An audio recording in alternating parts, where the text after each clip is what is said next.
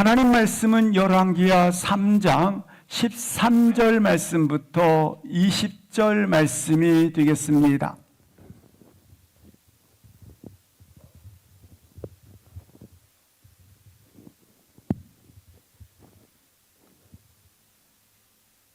열왕기하 3장 13절 말씀부터 20절 말씀까지 함께 합독하십니다.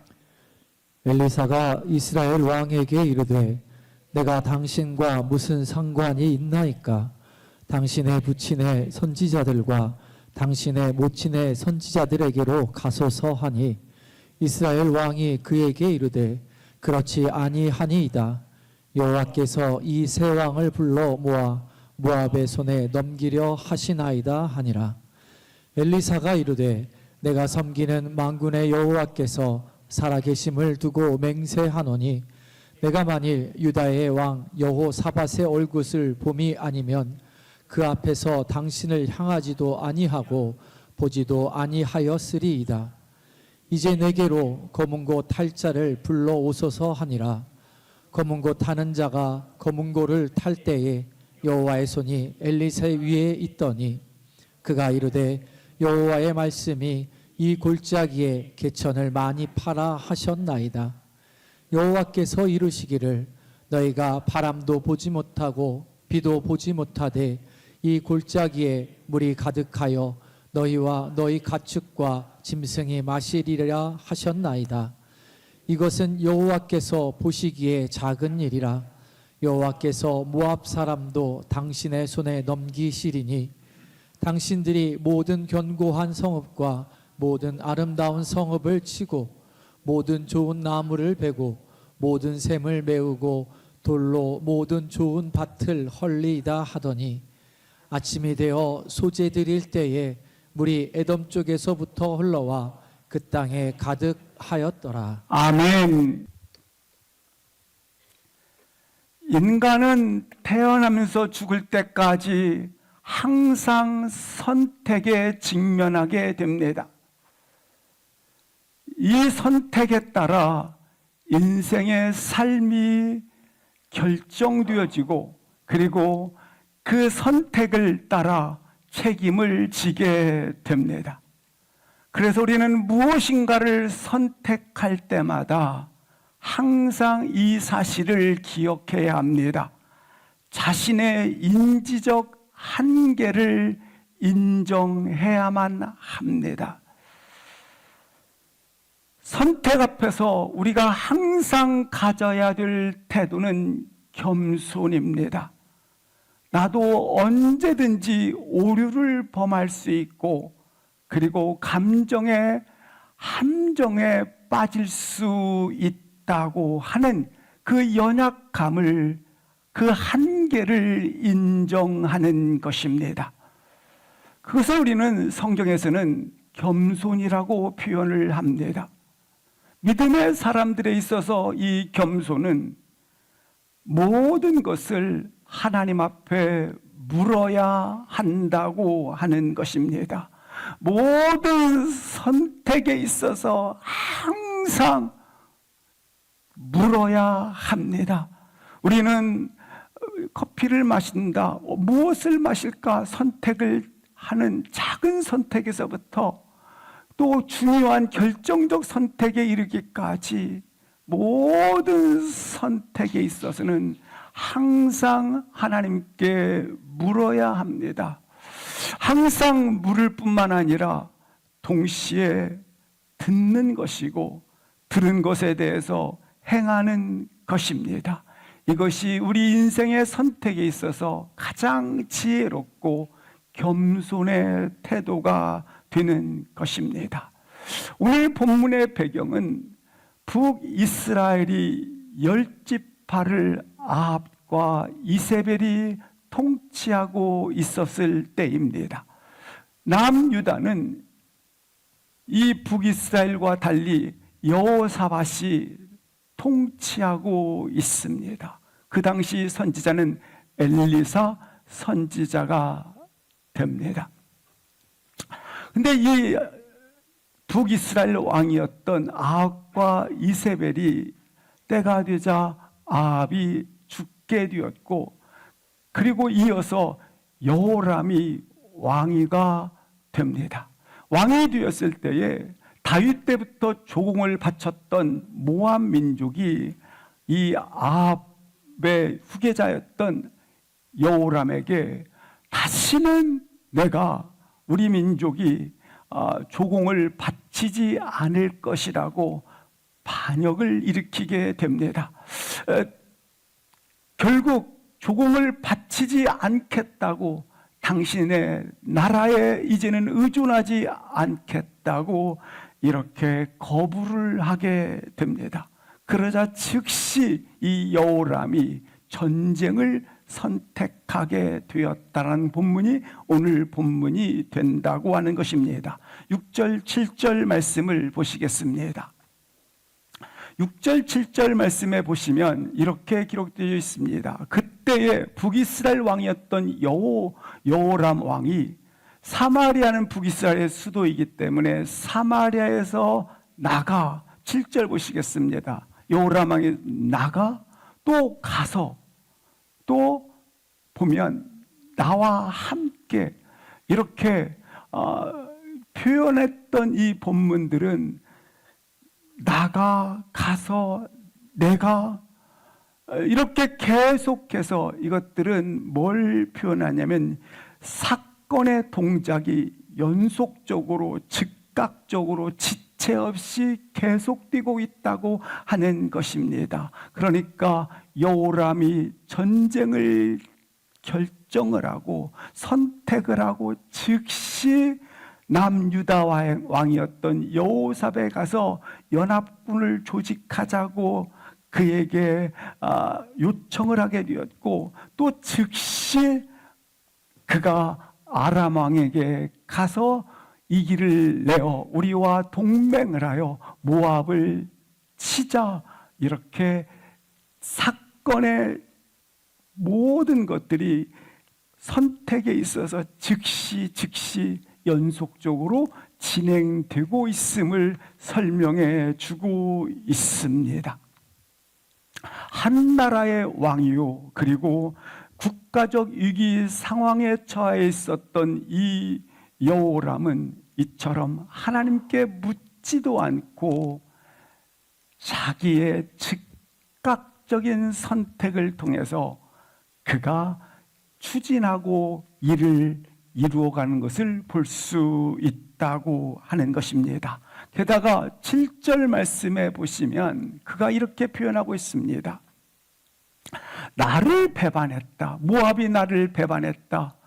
당신은 나와 함께 가자. 다 납니다. 그가 이르되 내가 올라가리이다. 이처럼 1인칭을 씀을 통해서 다 자기입니다. 자신의 감정, 자신의 이익, 자신이 가지고 나를 배반했다고 하는 이와 같은 개인적 탐심에 그가 매여 있는 것을 볼 수 있습니다. 이 여호람의 선택을 보십시오.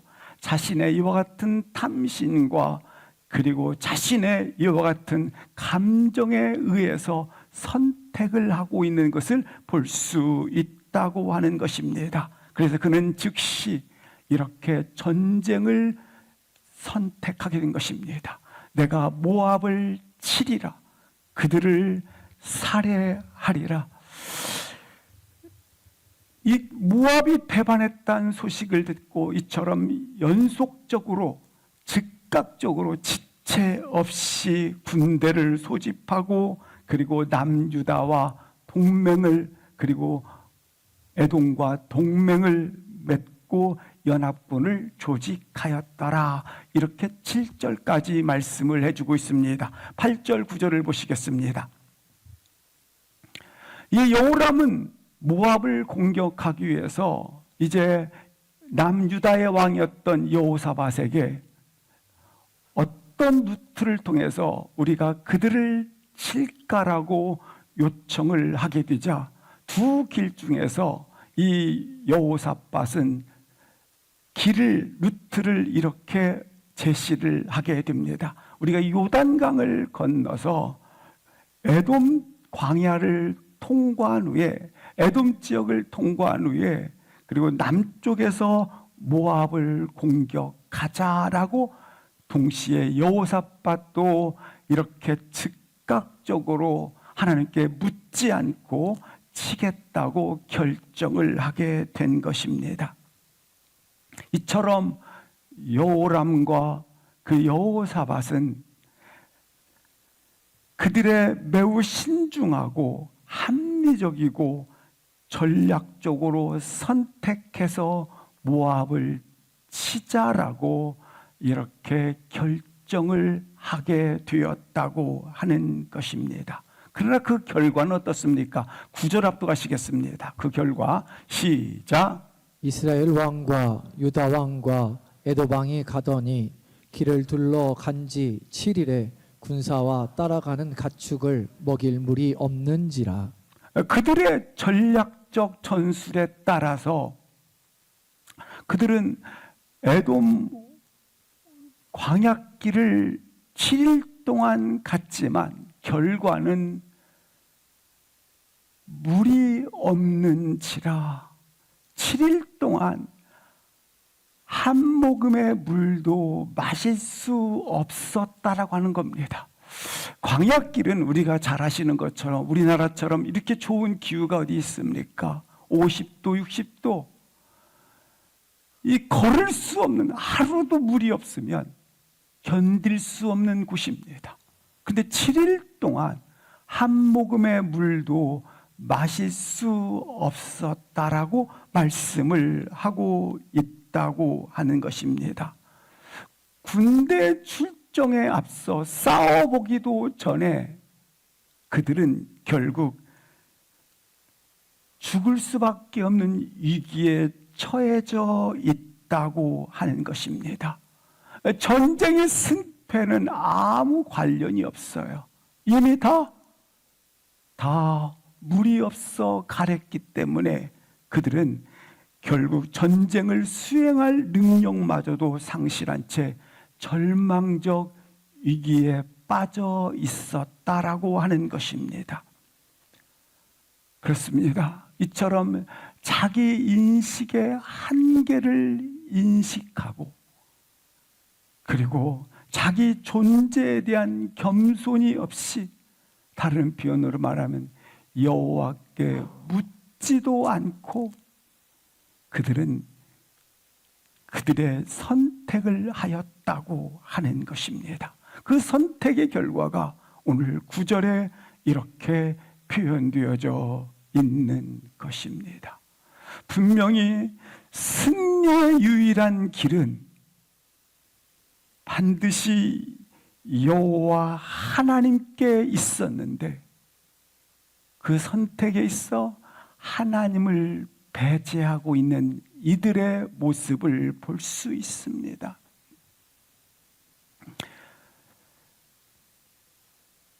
정작 여호람은 자신이 자처한 총체적 위기 상황이 아닙니까? 여호람이. 그런데 그런 총체적 위기 상황 가운데 그가 누구를 지목하는지를 보시기 바랍니다. 10절 앞도 가시겠습니다. 시작.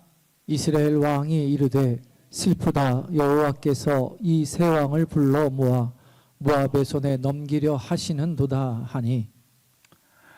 이 여호람이 뭐라고 이야기를 하냐면 세 왕을 불러 여호람 자신과 여호사밧과 그리고 에돔 왕을 불러 전쟁을 여호와께서 하라고 하더니 우리를 모압 손에 넘겨 죽게 하였도다 라고 원망을 하고 있다고 하는 것입니다.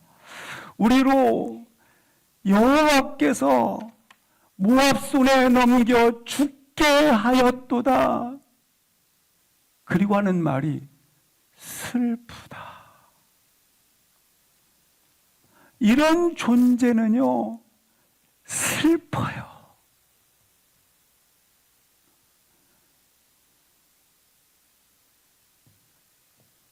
하나님이 배제된 모든 선택은 그 인생 존재 자체가 슬퍼요.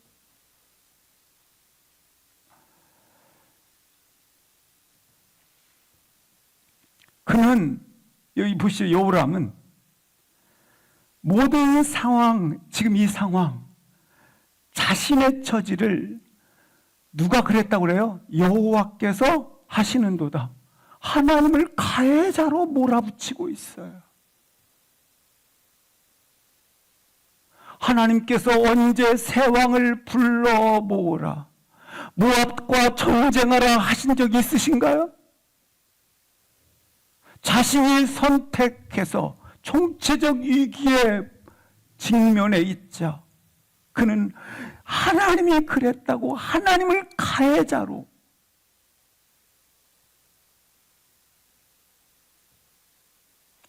여호람은 스스로 하나님께 묻지 않고 스스로 결정한 내용들이 되지 않습니까?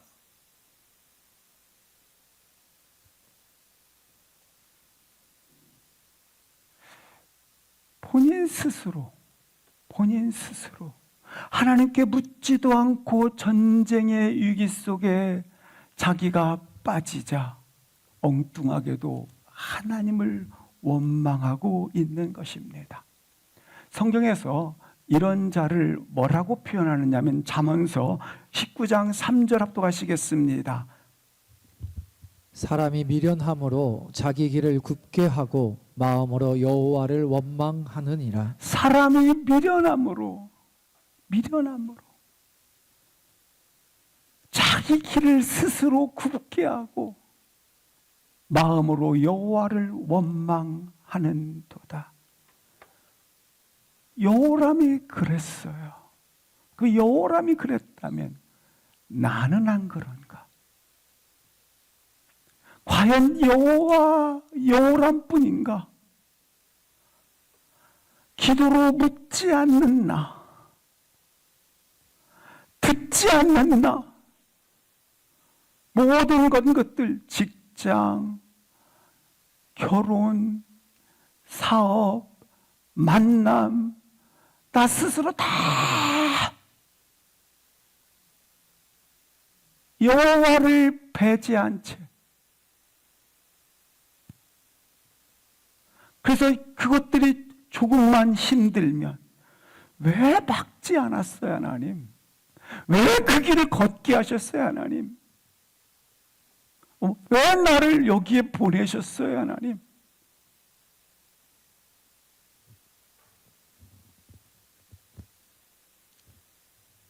이렇게 나는 안 그런가 한번 보시기 바랍니다.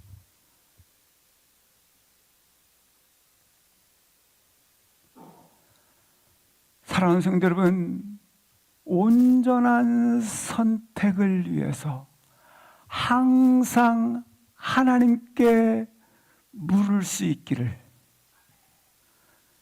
우리 인생의 모든 것을 하나님께 물음으로 선택할 수 있기를 주의 이름으로 기도합니다. 사랑하는 성도 여러분, 우리의 시작점이 어디에 두어야 되는가? 우리의 출발선이 어디에 있어야 하는가? 항상 하나님께 물음으로부터 시작점, 출발선이 되기를 주의 이름으로 기도합니다. 묻지 않으면 광야에서 목말라 죽어요. 광야길에서 헤매다가 인생 끝나요. 우리는 인생길에서 숱한 결정과 선택을 하게 됩니다. 그때 반드시 이 과정을 원칙으로 가져야 합니다. 지혜자인 솔로몬의 기도를 들어보시겠습니다. 열왕기상 3장 9절 말씀에 보면 말합니다.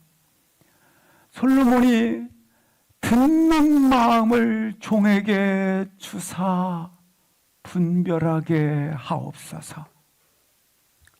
솔로몬 그가 진정 구했던 것은 지혜이기보다 실상은 주여 듣는 마음을 종에게 주시옵소서. 종으로 하여금 듣는 마음, 하나님께서 대답해 주시는 것을 듣는 자 되게 하여 주시옵소서.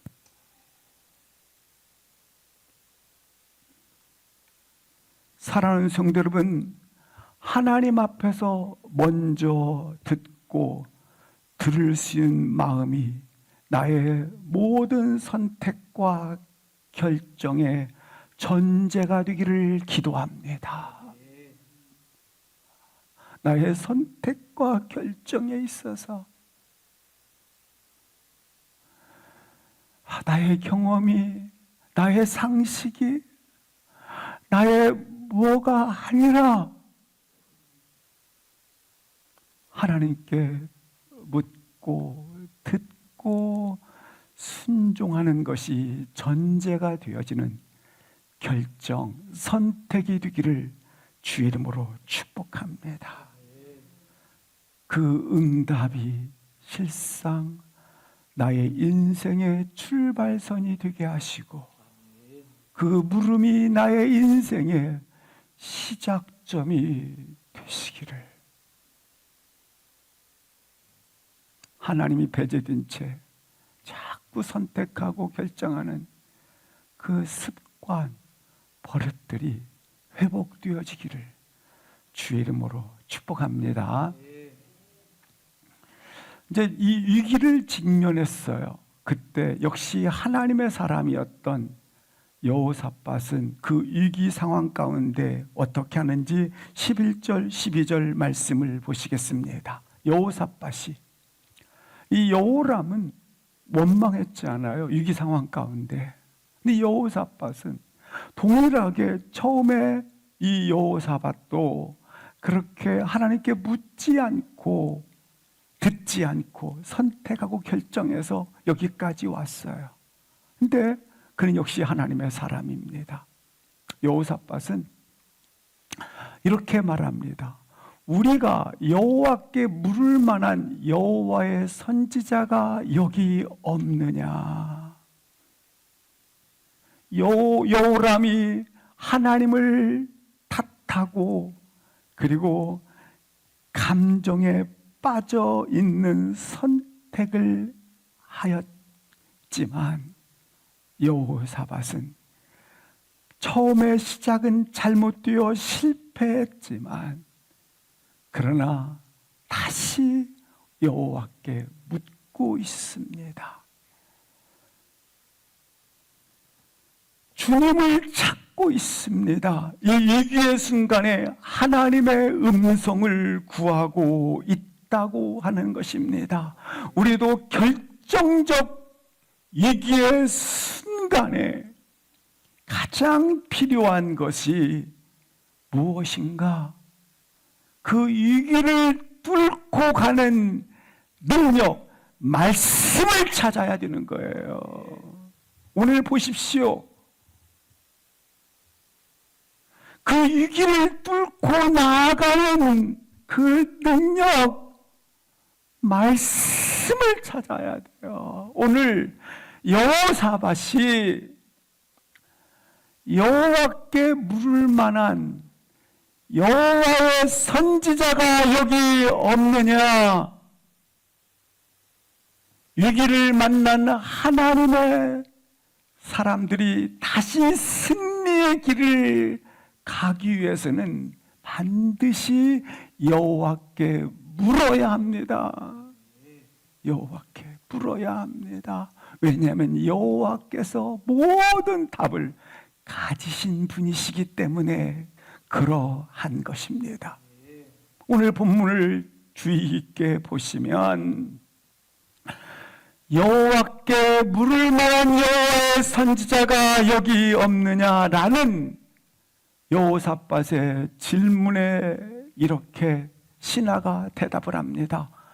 왕의 신하들 중에 한 사람이 대답하되 엘리야의 제자인 엘리사가 여기 있나이다.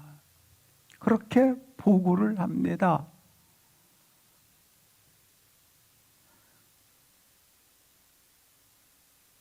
엘리사가 지금 이 전쟁 한복판에, 이 광야에 언제 어떻게 왔는지는 우리는 알 수 없지만 중요한 것은 여호사밧이 하나님의 음성을 듣고자 할 때 이미 하나님 말씀이 광야에, 하나님 말씀이 전쟁 한복판에, 나의 위기의 가장 위협의 순간 한복판에 이미 와 있다고 하는 것입니다. 그 음성을 듣고자 열망을 가질 때, 주의 음성을 듣고자 간절히 갈망하는 자에게 나는 잘 알지 못하지만 이미 말씀이 와 계십니다. 이미 곁에 계신다고 하는 것입니다. 위기를 뚫고 나가는 능력은 내게 있는 게 아닙니다. 말씀이 위기를 뚫고 나아가는 능력이 되기 때문에 놀랍게 말씀이 여기에 와 있나이다. 전쟁 한복판에서 말입니다.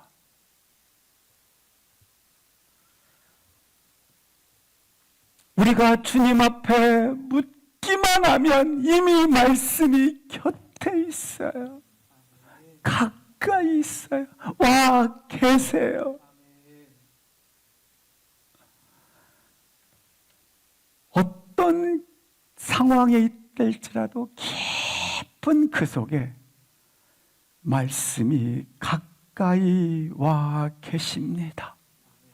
빗발치는 원수의 죽음으로 나를 몰아친다 할지라도 구원의 손길이 뻗어 있음을 알게 될 것입니다. 13절 말씀을 보시기 바랍니다. 신하의 보고에 의해서 엘리사가 전쟁 한복판에 와 있다는 소식을 듣게 된 여호람과 여호사밧은 12절 말씀에 보시니까 그에게로 내려갔다. 찾아간 것이죠. 13절 보시겠습니다. 엘리사는 이렇게 말합니다. 여호람에게, 여기 이스라엘 왕에게니까 여호람에게 이르되 내가 당신과 원망하는 당신과 하나님이 배제된 채 이 결과를 가져온 당신의 결과 무슨 상관이 있나이까? 내가 지금 이 위기의 순간에 여기에 있는 것은 14절 보시기 바랍니다. 여호사밧의 얼굴을 봄이 아니면 내가 당신들 앞에 있지 아니할 것입니다. 여호사밧 때문에, 그 한 사람 때문에 하나님의 은혜를 베푸실 것을 당신들에게 내가 전하고자 한다라는 거 말씀하고 있어요. 사랑하는 성도 여러분, 그 한 사람 말이죠. 여호와께서 여호사밧 때문에 은혜를 베푸신다고 말씀하고 있어요. 나 한 사람 때문에 여호와 하나님의 은혜가 가족의 아름다운 하나님의 후대하심이 몸든 교회에 베푸시는 은혜의 강물이 우리 시대와 세대의 구원의 나타남이 나 한 사람 때문에 하나님의 은혜가 열려지기를 축복합니다. 보세요. 오늘 본문 보세요.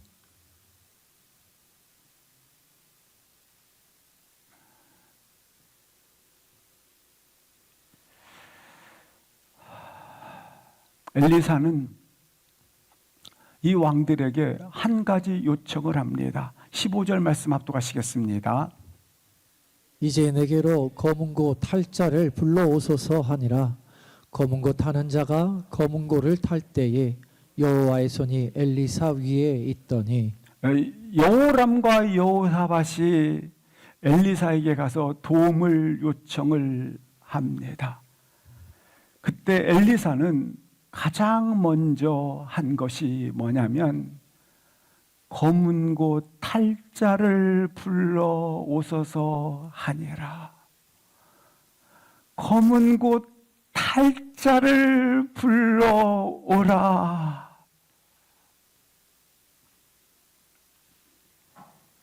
지금 광야에 있고 어디에 있습니까? 전쟁 한복판에 있고, 그리고 지금 이곳에 진을 치고 있어요. 그런데 먼저 엘리사는 검은고 탈자 찬양의 제사를 여호와 앞에 올려 드리자.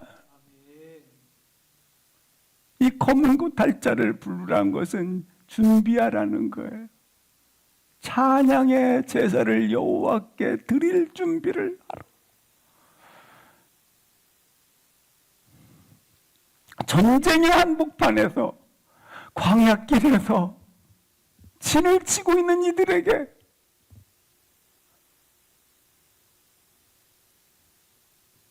무기를 이렇게 갖추어라, 뭐 힘을 내라, 그게 아니에요. 찬양의 제사를 준비하라.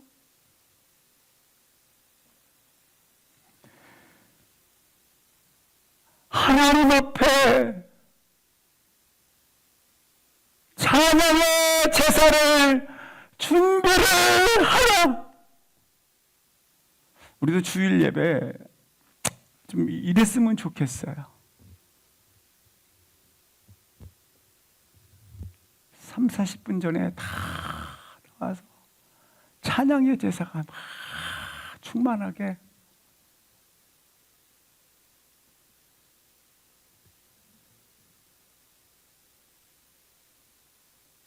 제가 예전에 대학생들을 이렇게 예배 드릴 때 막 7시간씩 예배 드린 적이 있었거든요. 계속 7시간씩 예배를. 참, 그럴 때 이런 때 생각이 났어요. 오늘날은 모두가 다 1시간 예배로 다 규정시켜 나갔고, 참 이걸 탈피하기가 쉽지 않은 시기이긴 해요.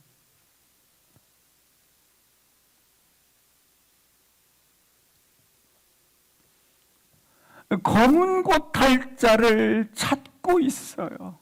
검은고 탈자를 말이죠. 엘리사의 요청 단 한 가지, 찬양의 제사를 여호와 앞에 올려드리자. 이것은 하나님의 임재를 구하자, 여호와의 얼굴을 구하자. 지금 우리가 가장 먼저 해야 할 것은 여호와의 얼굴을 구하라.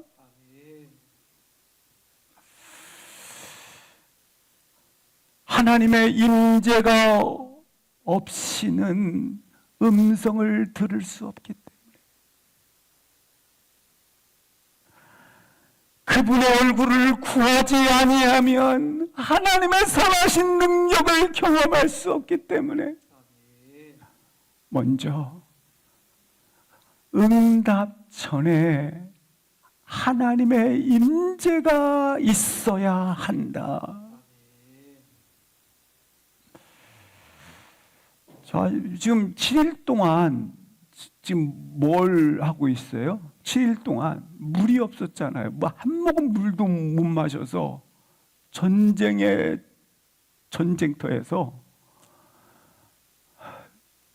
탈진해서 한마디로 나뒹걸어지는 떨어진 잎사귀처럼 돼버렸잖아요. 그럼 당장 물을 구해야 되잖아요. 근데 하나님의 임재를 구하고 있어요.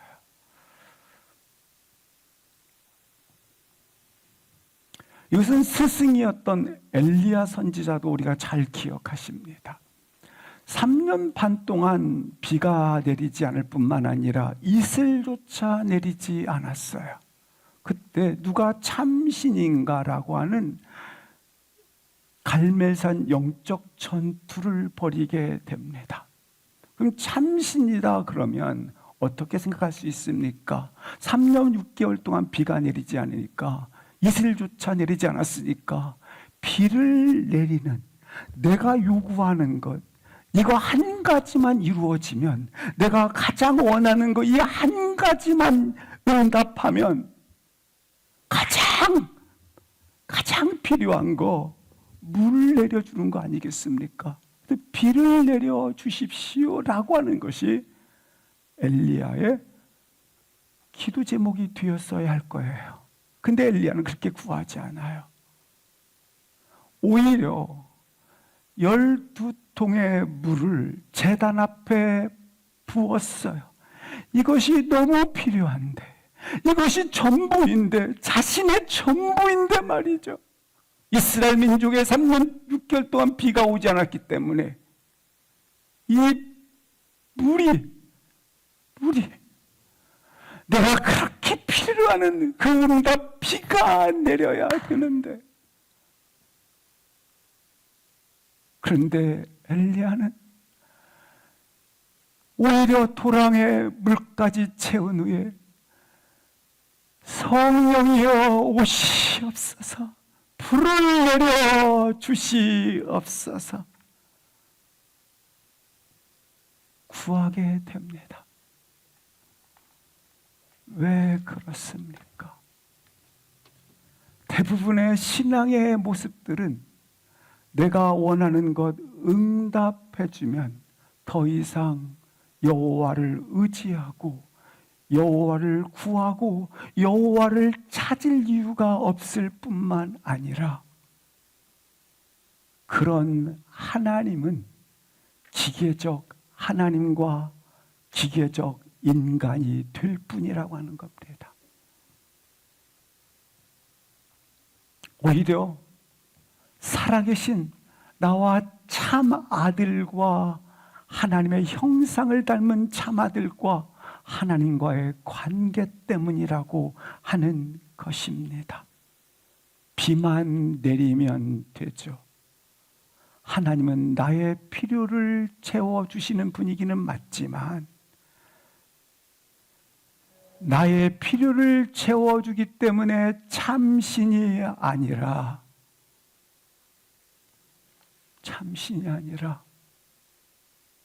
그것만 구해요. 다. 하나님은 우리 가운데 오늘 먼저 구할 것을 말씀하고 있습니다. 성령의 기름 부으심이 먼저라고 하는 것입니다. 오늘 엘리야가 물이 아닌 불을 구했던 그 믿음을 엘리사가 오늘 동일하게 성령의 기름 부으심을 먼저 구했던 그 믿음을 소유할 수 있기를 주의 이름으로 기도합니다. 본문을 잘 보세요. 이 믿음을 소유하기를 갈망하세요. 그냥 삶에다가 편안하게 살다 죽으면 끝나는 건데 뭐 인생 별거 있나? 아니에요. 사랑하는 성도 여러분, 하나님 앞에서 인생의 필요가 아닌 하나님의 임재를 구하는 축복의 사람들이 되시기를 주의 이름으로 기도합니다. 그럴 때 로마서 8장의 말씀처럼 아들까지 주시니가 하물며 더한 것을 주시지 아니하겠느냐. 하나님께서 우리 인생의 그 모든 필요를 더하실 줄 믿습니다. 우리 모든 식구들에게 인생의 필요가 아닌 하나님의 임재를 구하는 믿음의 소유자들이 되기를 주의 이름으로 축복합니다. 이 절박한 위기의 순간에 그 메마른 광야 한복판에서 일주일이나 마실 물이 없어 피폐해진 군사와 말들이 완전히 탈진 상태에 있게 됩니다. 그렇게 되는 상황 가운데 오늘 검은 곳 탈자, 이 검은 곳 소리가 광야에 울려 퍼졌어요. 그러자 이 광야는 놀랍게 주의 성전이 되어집니다. 주의 성전이 되어지고, 그리고 거기에 있었던 그렇게 절망에 빠져 있던 군사와 또한 지쳐 있었던 말들은 놀랍게 다른 사람, 그리고 다른 말들이 되어졌다고 하는 것입니다. 사랑하는 성도 여러분, 찬양의 제사를 드림으로 말미암아 이처럼 다른 장소, 다른 사람으로 변해지기를 주의 이름으로 축복합니다. 왜 그러냐면 찬양 속에는 주님을 만나게 됩니다. 주님의 약속에 따라 우린 찬송 가운데 주님을 만나고 주님을 영접하게 됩니다. 광야 속에서 검은 고의 연주가 시작됩니다. 검은 고의 연주가 시작되었다는 것은 무엇을 말합니까?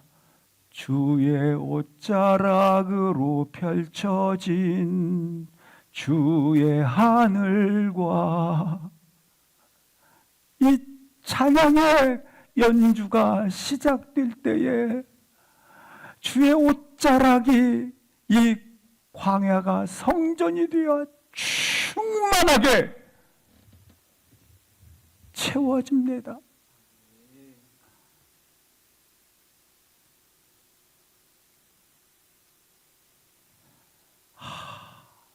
주의 옷자락이 펼쳐졌다라는 것을 믿음의 눈으로 보세요. 찬양이 울려 퍼지자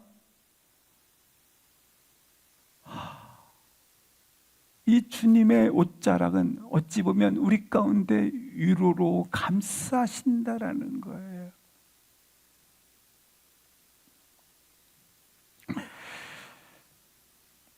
그 뜻은 동시에 어떤 뜻이냐? 여호와의 손이 엘리사 위에 입혀졌더라.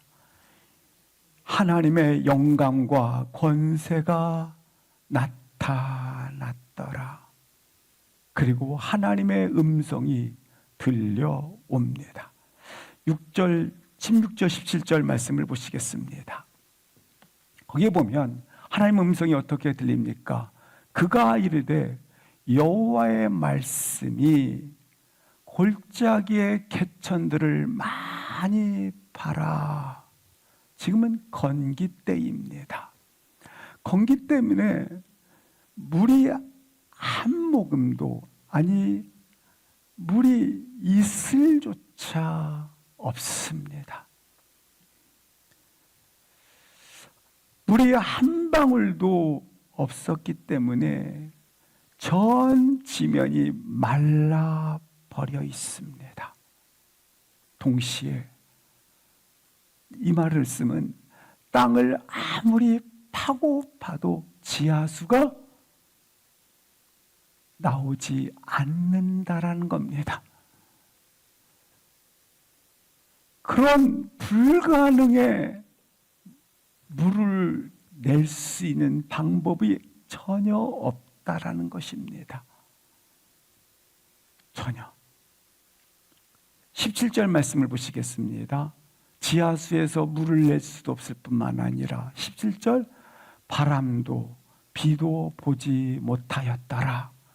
다른 표현으로 말한다면 바람도 비도 비가 내릴 수가 없었다라는 것입니다.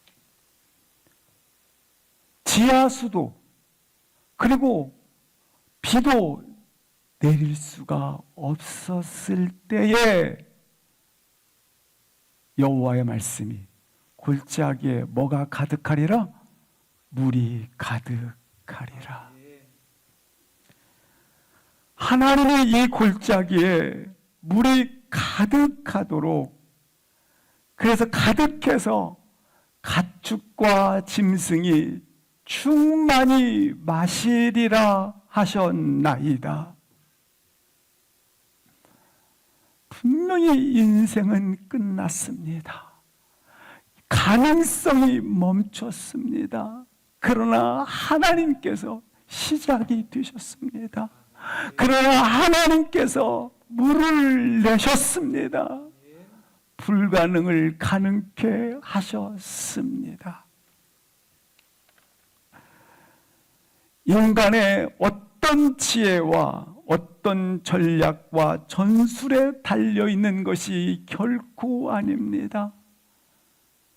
전능자의 역사여야 합니다. 주관자의 뜻이어야 합니다. 하나님께만 달려 있음을 입증하고 있다고 하는 것입니다. 그런데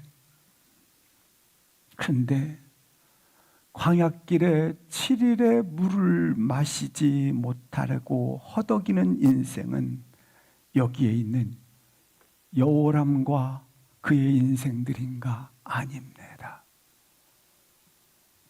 성공했어, 가졌어, 누렸어, 다 내 뜻대로 돼 하는 사람들조차도 실상은 여기에 7일간의 목마름처럼 허덕이고 있는 인생이라고 하는 것입니다. 슬픈 인생이라고 하는 것입니다. 소망이 없는 인생이라고 하는 것입니다. 우리도 동일하게 나의 인생의 주체가 나가 아니라 혼자하지 마십시오. 하나님이심을 다시 한번 고백하시고 선포할 수 있기를 기도합니다. 진실로.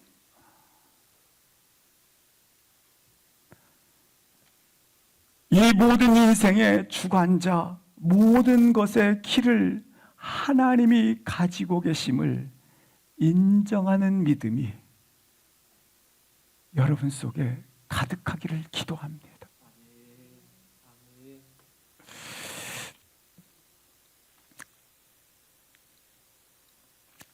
엘리사의 말씀을 듣고 이제 골짜기에 수많은 웅덩이를 봤습니다. 어떤 일이 벌어지는지 20절 합독하시겠습니다. 시작. 아침이 되어 소재 드릴 때에 물이 에돔 쪽에서부터 흘러와 그 땅에 가득하였더라. 아침이 되니 물이 흘러 들어와 그 땅에 가득하였더라. 분명히 거룩한 순종이 있었지 않습니까? 순종이 있는 그 아침에 물이 흘러 들어와 가득하였더라. 중요한 것은 뭐 하는 시간에? 소재 드리는 시간에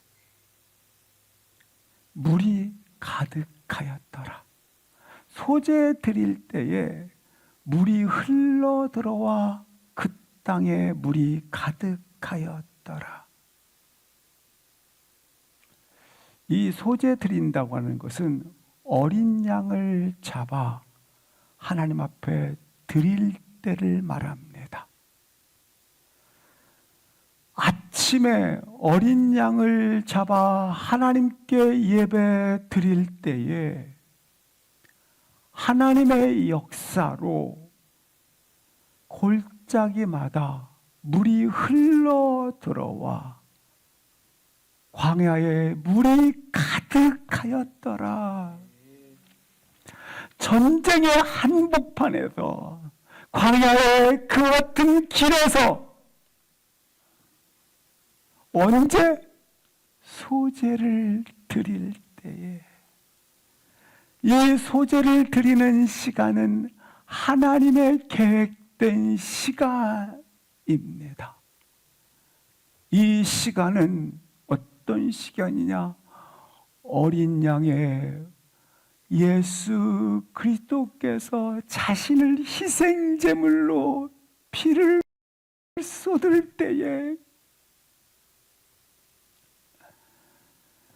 십자가의 은혜가 흐를 때에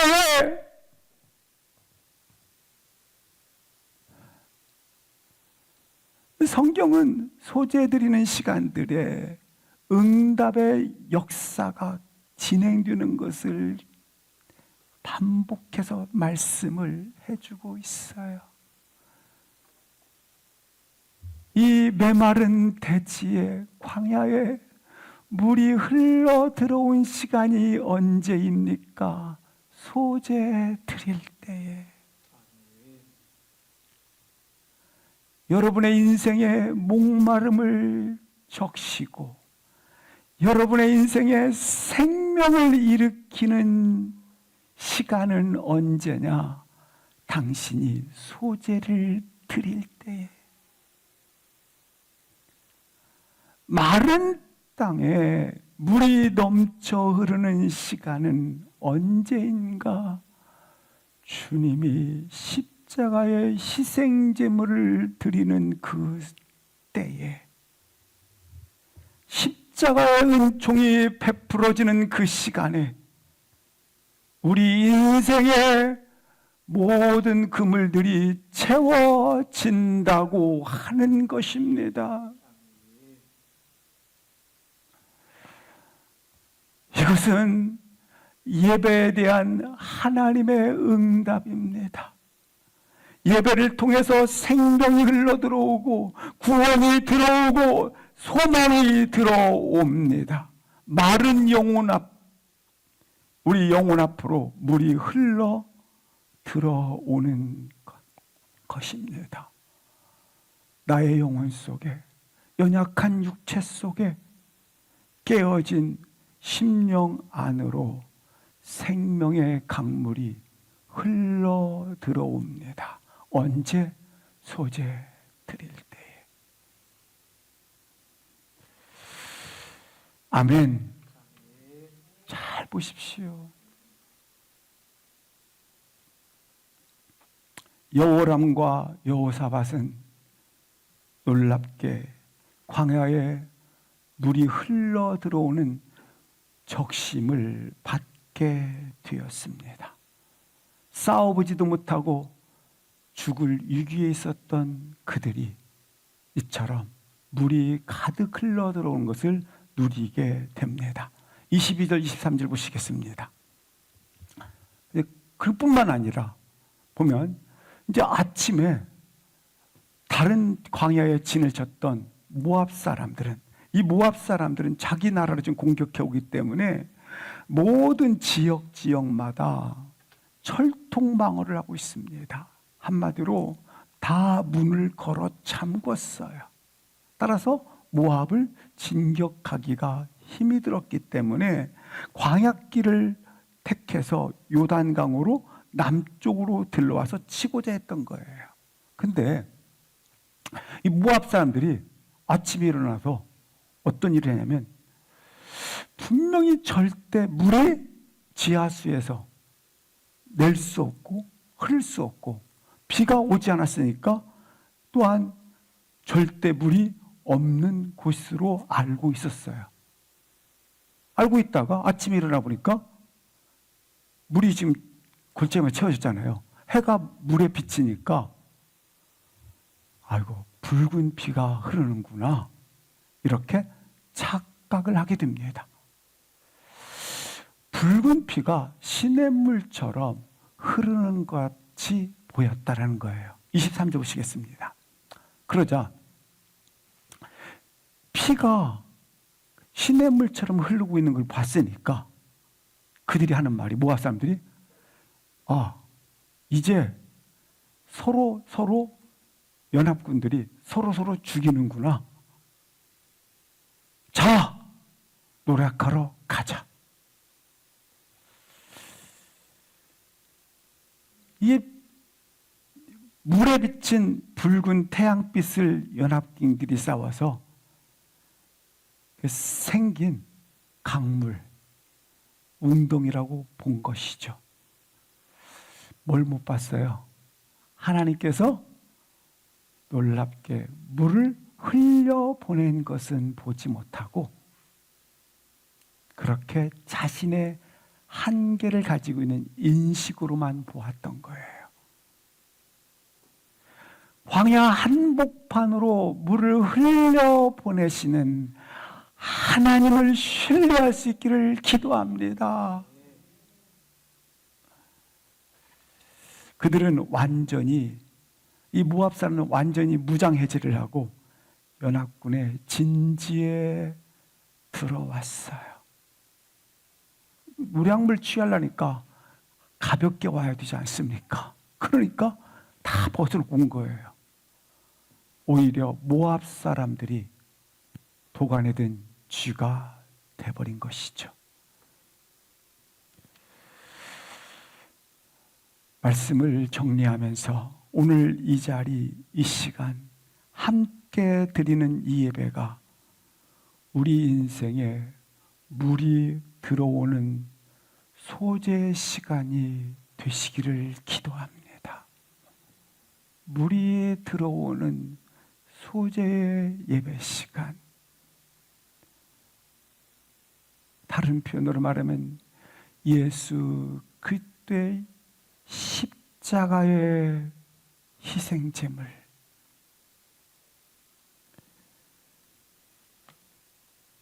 묻지 않고 듣지 않았던 인생의 실패,